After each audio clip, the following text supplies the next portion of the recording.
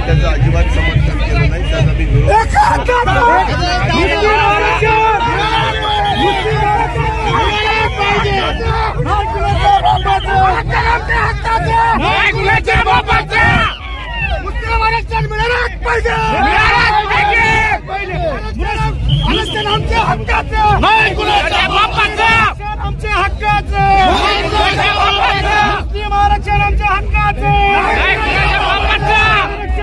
दिलंच पाहिजे,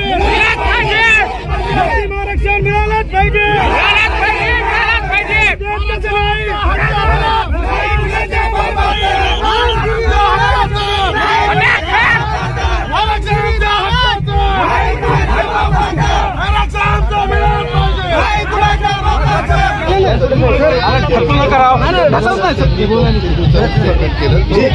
अजिबात समर्थन केलं नाही, त्याचा मी विरोध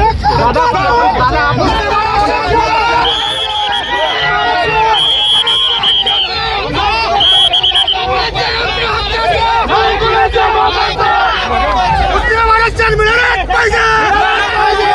पाहिजे, आरक्षण आमच्या हक्काचं, आरक्षण आमच्या हक्काचं, मुस्लिम आरक्षण आमच्या हक्काचं, आरक्षण आम्हाला दिलंच पाहिजे,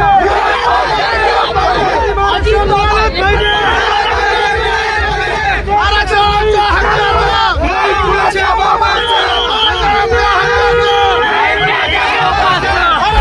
आज अहमदपूर या ठिकाणी अजितदादा पवार या राज्याचे उपमुख्यमंत्री यांची जनसमाज यात्रा या निमित्ताने अजितदादा पवार यांचा छत्रपती शिवाजी महाराज चौक अहमदपूर येथे त्यांचं आगमन झाला। त्यावेळेस आम्ही सकल मुस्लिम समाजाकडून त्यांना एक निवेदन देण्यात आलं की मुस्लिम समाजाला आरक्षण कधी मिळणार आहे आणि रामगिरी महाराजावर 100पेक्षा जास्त गुन्हे दाखल होऊन आज FIR फटून अद्याप आज अटक झाली नाही, त्याला अटक कधी करणार आहेत आम्ही याच्या विचारला।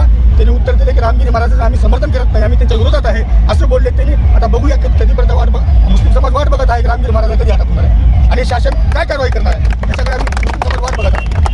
अटक नाही झाल्यास पुढची कारवाई आम्ही तीव्र आंदोलन छेडू, आमरण उपोषण चालू आमच्या नांदेडमध्ये आमच्या मुस्लिम बांधवाचं आहे, अहमदपूरमध्ये आम्ही आमरण उपोषणाला बसू। आज या ठिकाणी अहमदपूर शहरामध्ये या राज्याचे उपमुख्यमंत्री अजितदादा पवार या ठिकाणी त्यांची जनसन्मान यात्रा घेऊन या ठिकाणी अहमदपूर शहरामध्ये शिवाजी पुतळे समोर आज दाखल झाले होते।